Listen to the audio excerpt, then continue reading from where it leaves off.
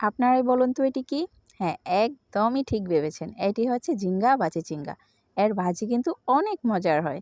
তো ১ম এ চুলায় প্যানের মধ্যে সামান্য পরিমাণ তেল দিয়ে সেখানে পেঁয়াজ কুচি আর মরিচ কুচি আর সামান্য পরিমাণ হলুদ গুঁড়ো দিয়ে তারপর একটু নেড়েচেড়ে নিতে হবে।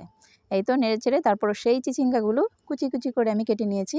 এই তো দেখেন আমি এরকম গোল, গোল করে কেটে তারপর লবণ দিয়ে মাখিয়ে রেখেছিলাম। এই তো দেখেন এখন অনেকটা পানি বের হয়ে এসেছে, সেগুলো আমি চিপে, চিপে পানিটা তারপরে এখানে দিয়ে দিয়েছি প্যানের মধ্যে। এই তো তারপরে এটি অনবরত নেড়ে নিতে হবে এভাবে, আর চুলার আঁচটি মিডিয়াম থেকে হাই এ রাখতে হবে। তাহলে চিচিঙ্গা বাজিতে কোনো পানি ছাড়বে না। এই তো আমার চিচিঙ্গা ভাজিটি একদম হয়ে গেছে। এখন আমি এটি সার্ভ করে নিচ্ছি।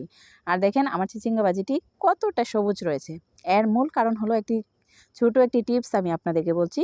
যেকোনো সবুজ কালারের সবজির মধ্যে আপনি যদি সামান্য পরিমাণ হলুদ গুঁড়ো দেন তাহলে এর কালারটা অনেকটাই সবুজ থাকে। আর এটি যদি গরম, গরম ভাতের সাথে সার্ভ করেন তাহলে কিন্তু অনেক মজার হয়।